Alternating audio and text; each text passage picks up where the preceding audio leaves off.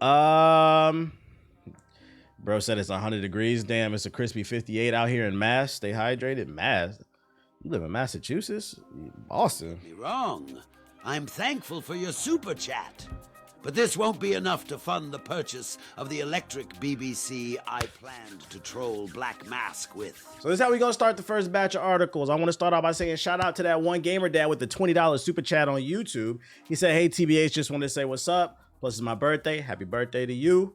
Also just left DreamCon. Stay blessed. What's the vibes out there at DreamCon? And second, exclusive from Windows Central. Xbox first-party handheld has been sidelined for now. That's right. That rumored next Xbox that was supposed to compete with the Steam Deck and maybe even the PSP 2. It's been sidelined for now, in quotation marks.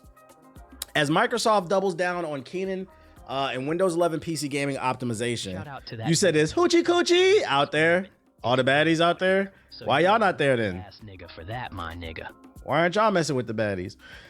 I come to you today with some fresh news about Xbox's handheld plans. Previously, I reported that Microsoft was working on a native Xbox handheld alongside the Series X successor, planned to launch around 2027. It now seems that Microsoft's priorities have shifted somewhat, which is unfortunate because I've said previous streams, I think handhelds are the future as the average gamer's age goes up. People got too many responsibilities to be able to just sit in front of the monitor all the time. So if you can multitask with some mobile gaming, I think it can become big. I mean, we've seen it with the Steam Deck. We've seen it with the Switch. Now the Switch 2 coming out. That the pre-orders sold out almost instantly. You got the ROG Ally, the MSI Claw. People like this stuff. Even the PlayStation Portal. Last year, for those unaware, in 2024, Sony's best-selling accessory was the PlayStation Portal. Not controllers, not any type of cables. It was the PlayStation Portal. So online, people said that shit was ass because it was a stream-only device. But the survey, the numbers say that was a lie. Did I ever go over the Joey Badass beef? Nah, but I might in a video form. I didn't really talk about it on stream, but in a video form. That's something I rather, because I have different thoughts about that. Just to emphasize here, it's not Xbox's Asus device, which is like some collab thing they announced like 2 weeks ago. It's being pushed back. It's Microsoft's own internal Xbox handheld that's been shelved for now. I have a variety of code names for this unseen device, but it's unclear as of writing which exactly is the correct one. At the moment, it seems there are 3 prototype devices in development for Microsoft's Gen 10 effort, with the handheld being parked for now. Ho-ass thumbnail. Hey, but you still click, Nick. New follower. You still click. For people in the Twitch chat, if you want to know what he's talking about, he upset because I titled the stream something like it's Friday night and you're lame, so click here. Hold on. Gotcha, nigga. Hold on, where that shit at? Hokage HQ. Like, see, you're lame with nothing to do on a Friday night, so click here. He said, "Whole ass thunder, that shit worked. You click, nigga. Got him." Anyways, it's just a joke. Don't take it personal. Hold up. What was I about to say? Indeed, Microsoft still wants to build its own Xbox handheld in the future, but Microsoft has decided to prioritize its teams to improve Windows 11's gaming performance, specifically for devices like Asus partner device Project Keenan. It's possible that the existential threat from SteamOS, which on paper delivers better gaming performance than Windows 11 itself, has informed these decisions. Our sources have indicated to us that Microsoft is still deeply investing in developing its own Xbox gaming handheld technology in the future, but it is announced internally today the priorities are moving more deeply towards third-party OEM handhelds in the interim. So they're still working on their own Xbox priority thing, but for now, they're just going to be releasing like collabs. And if this article is correct, they're threatened by SteamOS. That's interesting, which I don't know why. Because first and foremost, that says to me, if that's true, that says to me for the Xbox handheld, they were focused on putting Windows on it. And if that's the case, nigga, we don't want that. If I'm buying a console or a handheld, I'm buying it specifically to play games. Anything it does after that is a bonus. So the interface should be simple and easy to use so I can get to what as fastly as possible? My fucking games.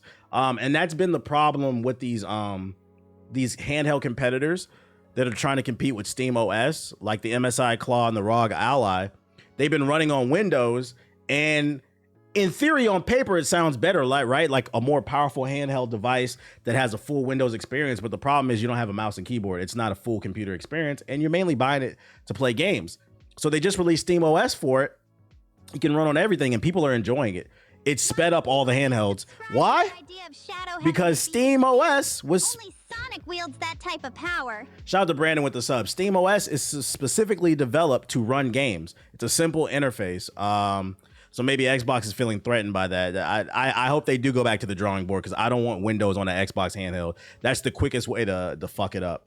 I don't want to watch Netflix on my handheld. I mean, some people might, though. Some people might, but if Netflix is there, keep the interface simple, like the Nintendo Switch's interface, like Steam OS. Like, it doesn't need to be extra. Same, I want proprietary. Exactly. The focus for consoles should always be the software, aka the games, and the interfaces. Like, in my opinion, I'm gonna sound old.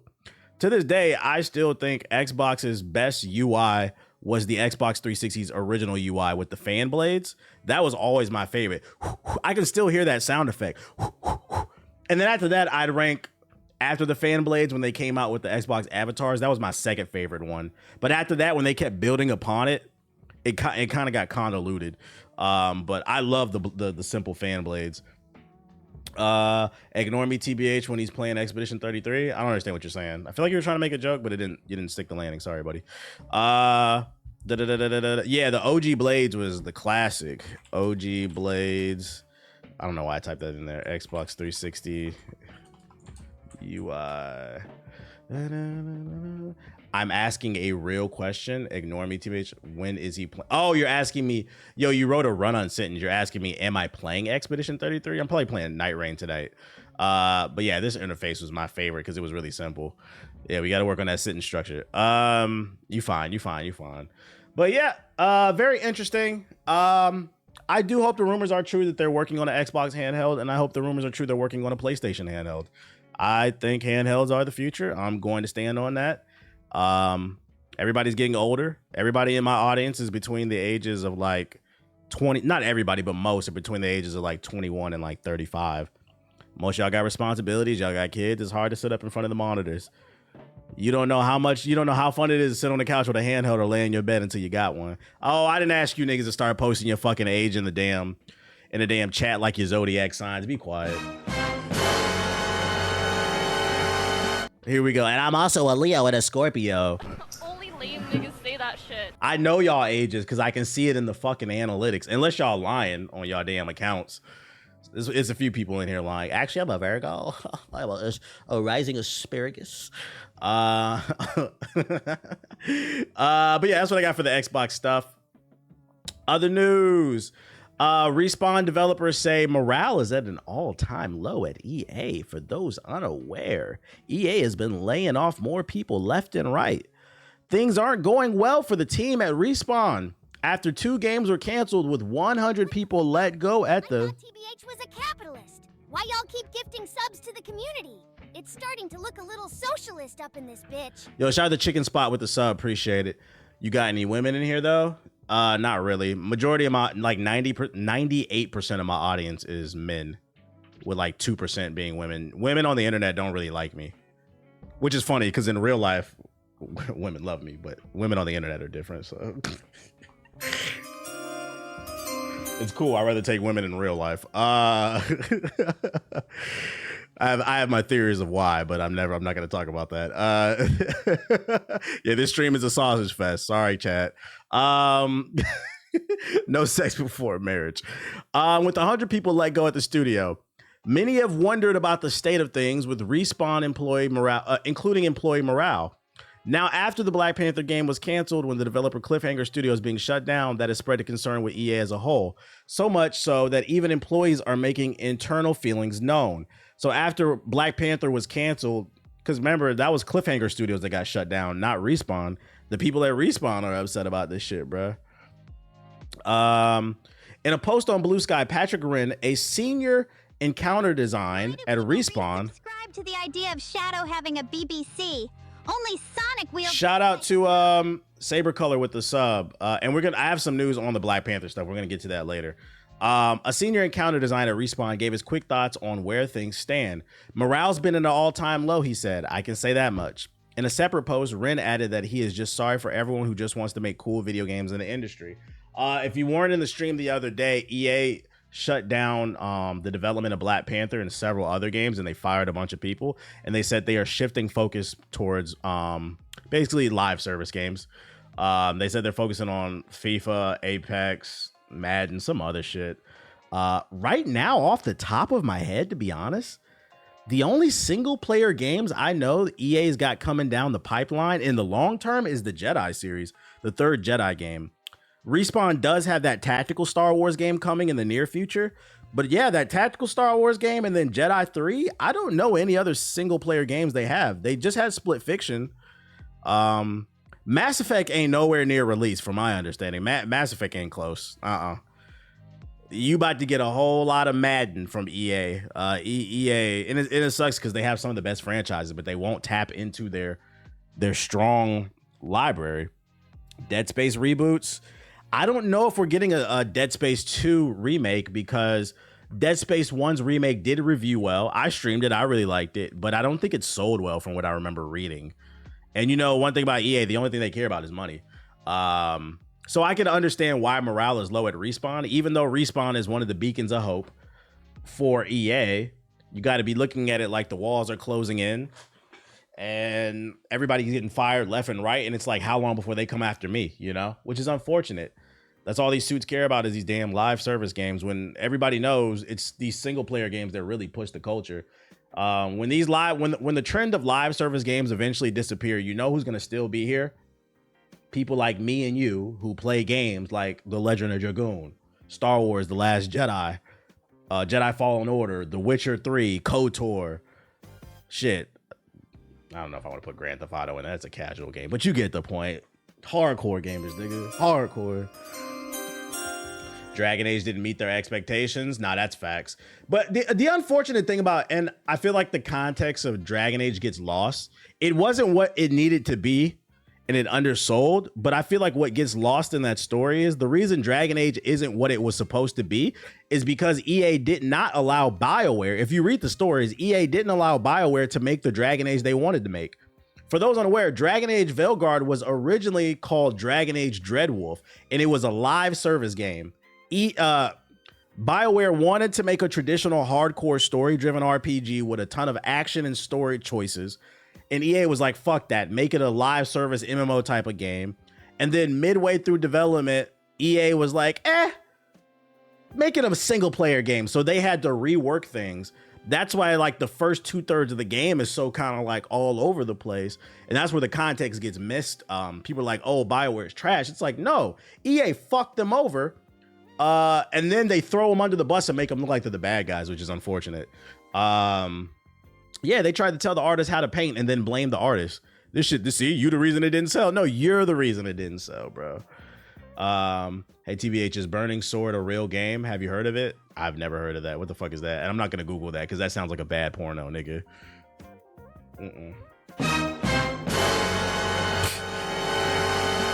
Bro, you got that Burning Sword on your hard drive? No. And then they said gamers are cave dwellers. Right. And then they insulted their audience. Just nasty, nasty work. Elden Ring live action movie director rumored to be set on the lead actor. We keep getting new rumors about the movie. Fresh off the releases of Night Rain. While From Software has Elden Ring Night Rain launching today or tomorrow, this is an old article. There's more on the way for fans of the franchise. A live action Elden Ring movie is in development, and a major update regarding the project is reportedly taking place today. The latest rumor identifies the lead actor who will star in the film adaptation of From Software's best-selling action RPG. The latest rumor comes from entertainment website Deadline, which states that Kit Connor, Heartstopper and Warfare, is reportedly in talks with the director of Alex Garland for the actor to star in the Elden Ring live action adaptation. You know, we about to pull up that IDBM. I don't know this person. Who is this? Kit Connor. Who's familiar? Is he a good actor, chat? Let me know. This is all just rumors, but none of it's confirmed. That's his biggest joint, Heartstopper. I don't know what it is. I've never heard of it. His Dark Materials, Rocket. I wonder if he would have a name or they would just refer to him as the Tarnished. Ready Player One dude. I think the movie will be about the Red Lightning guy, Vike, who became the Frenzied Flame. The action better be top tier. He was in Xenoblade 3. The Elden Ring movie's coming exclusively to PS4. Nah, I would blow it up. I don't know any of his fucking movies. But he was in Plague's Tale Requiem. I love that game. Fucking love that game. He's a bruv. Hey, British people can act. I give him that much. I wouldn't give the British people much credit for anything, but they can act. I swear British actors be doing American accents better than Americans sometimes. We'll see. Just a rumor. Putting it out there. None of it confirmed. I don't believe this movie's real until I see a trailer. I don't believe it's good until I see a trailer. Facts, they do. They study us, but we don't really study them type shit. It's probably because they food nasty. Let me hit one time for that. What's wrong with mash and pie? Everything, nigga. Yoshida, former PlayStation boss, warns of the dangers of subscription services for video game developers as I stare soulishly at the 5 monthly bank charges for games I don't play. Nigga, that's your problem. You're a fucking adult. Speaking to game developer and former head of Sony Interactive Entertainment, Yoshida, he's outlined his concerns regarding video game subscription services like Xbox Game Pass and PlayStation Plus, especially their potential impact on third-party and indie developers alike. According to game developer who spoke to Yoshida at Gamescom, he stated that it was great for those developers allowed inside what the website called the walled garden, but mused that these services inevitably expand. It'll be harder when they inevitably expand. It'll be harder for those outside, those in groups to cross over. What do you mean? Yoshida stated, if the only way for people to play games is through subscriptions, that's really dangerous because what type of games can be created will be dictated by the owner of the subscription services. That's really, really risky because there always must always be new ideas tried to small developers that can create the new wave of development. But if the big companies dictate what games can be created, I don't think there will be an advance in the industry.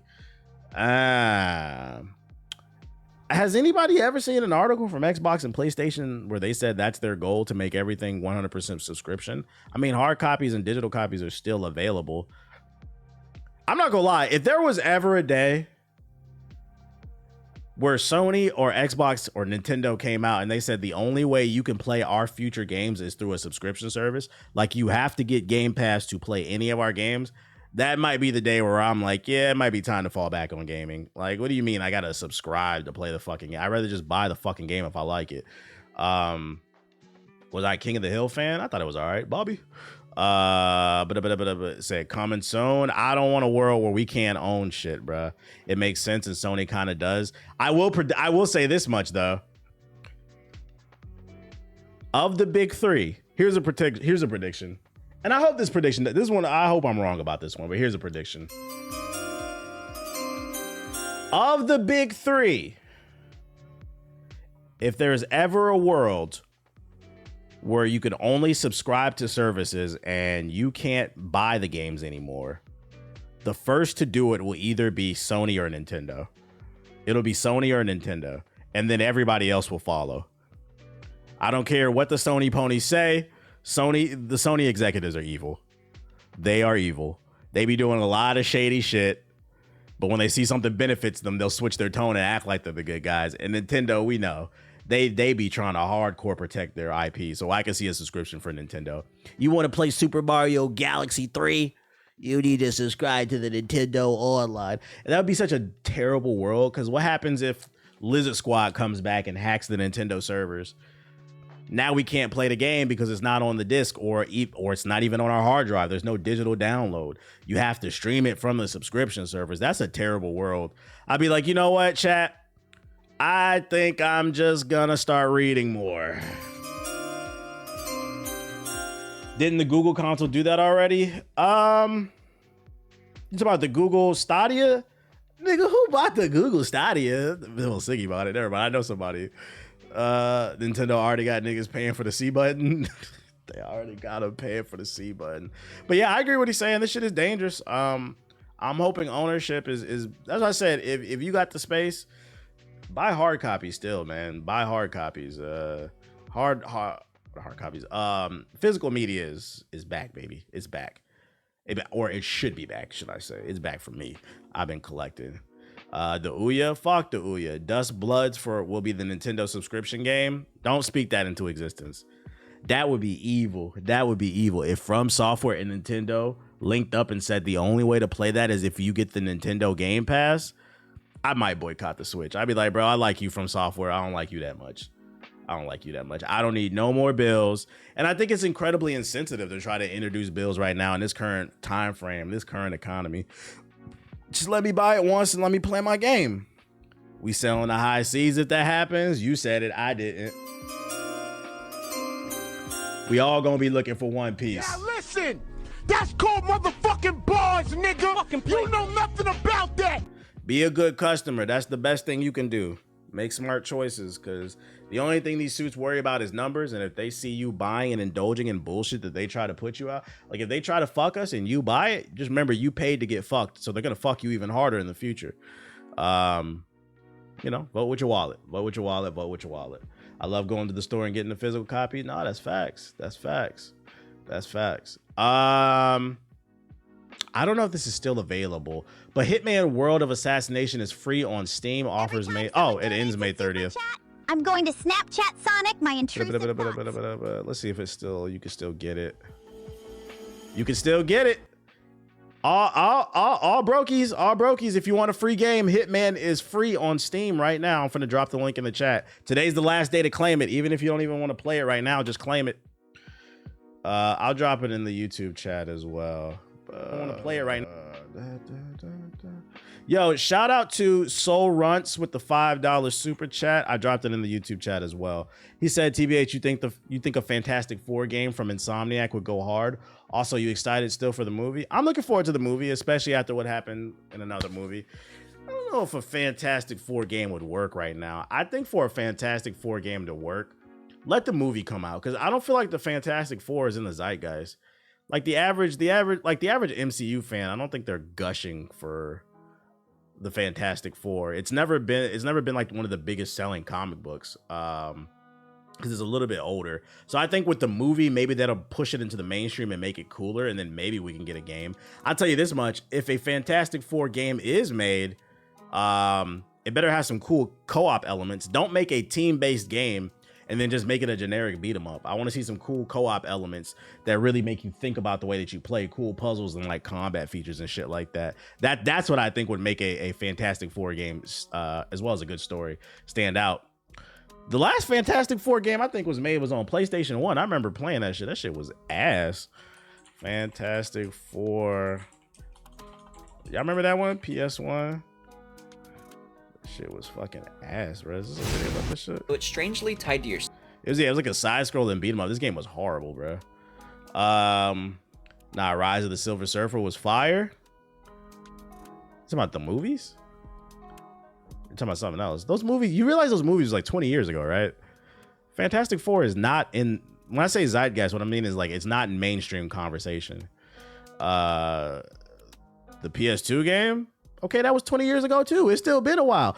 My point still stands. Y'all talking about PS2 games now. Fantastic Four is not part of the mainstream conversation. This movie will maybe bring it into them. Why didn't I go to DreamCon? Why didn't you go to DreamCon? You in my chat, bro. What the fuck? I played the Activision one on the PS2. They made it again. Well, actually, the last game was on the PS3. I hope so. The movie looks good. The movie looks good. Turn this down. I think this is a little bit too loud. You need to play it right fucking now, man. What up, Saint? They are per Rivals, though. Yeah, I think Marvel Rivals pushed them, and I think the movie can take it to a next level. You're right. Marvel Rivals did, I feel like, bring some like clout back to their name. And then College Football 26 officially unveiled with a reveal trailer and first details of what to expect, bruh. To begin with, College Football 26 has more than 2,700 new plays. Oh my God.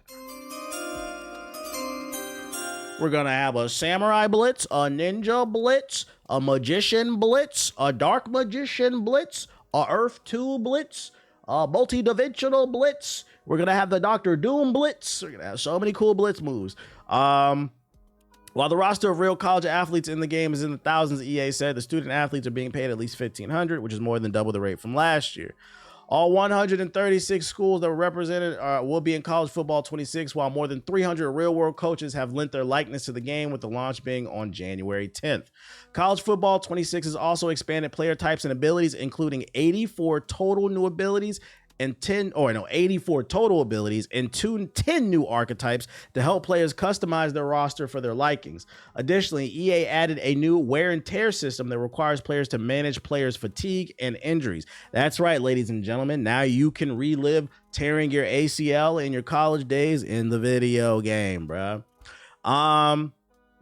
The game also supports better AI, improved blocking and coverages, and a new dynamic substitution system to help show your opponent what your program. You know what would get me excited about this? Because I said college football 25 was an anomaly. The real test is putting out Madden in college football every year, bro.